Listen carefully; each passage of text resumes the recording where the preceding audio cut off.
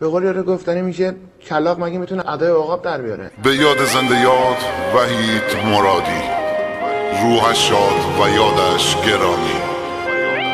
با صدای رضا کرد. احساس میکنی دشمن زیاد؟ دشمن دارم، بله دشمن دارم. آدم دشمن دار چیکار کنم؟ سوپرمنم مگه؟ به بروس علی هم مگه؟ چاقوی کوچیکی دستم بذارم از خودم دفاع کنم.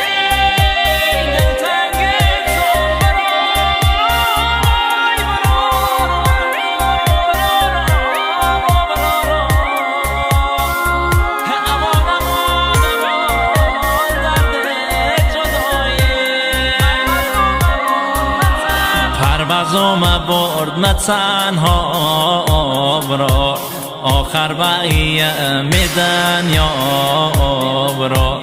خیلی داشتم هوا آبرا، اصلش بازونه نامرد آبرا.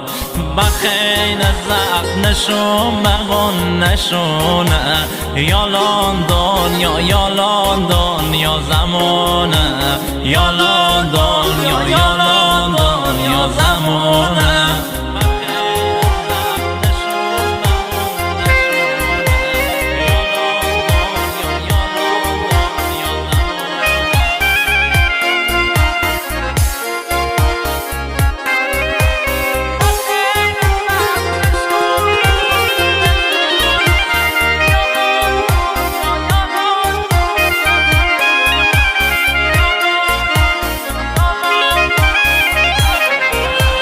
من به من آقا بزنگی یا برار، همه بعدینه مننگی یا برار. سر وکیل بنده رجایی یا برار، ایران کردم آقایی یا برار.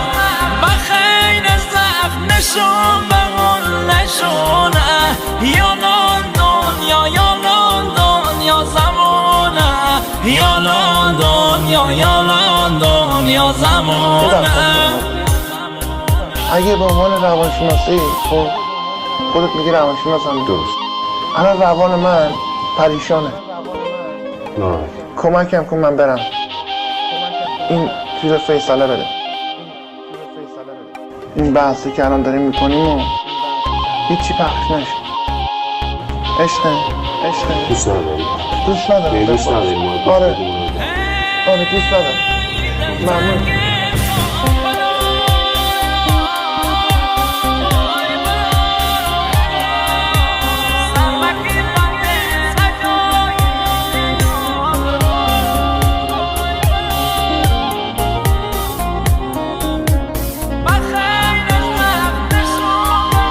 تیزی تیار تفش دوان دیوار آبرار. هر منطقه کلی داشتی طرفدار آبرار. مرد بچه ضعیف نکردی آزار آبرار.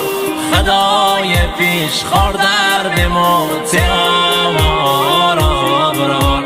خدای پیش خاردر بموت آمار آبرار. بخین زخم نشون بگون نچونه، یا لندن یا لندن یا زمانه، یا لندن یا لندن یا زمانه. حتی تنها همیشه هم تنها میرم این منو اون رفیقم تیزی به پشتم دیوار، کلاغ چرای عقاب در نمیاره.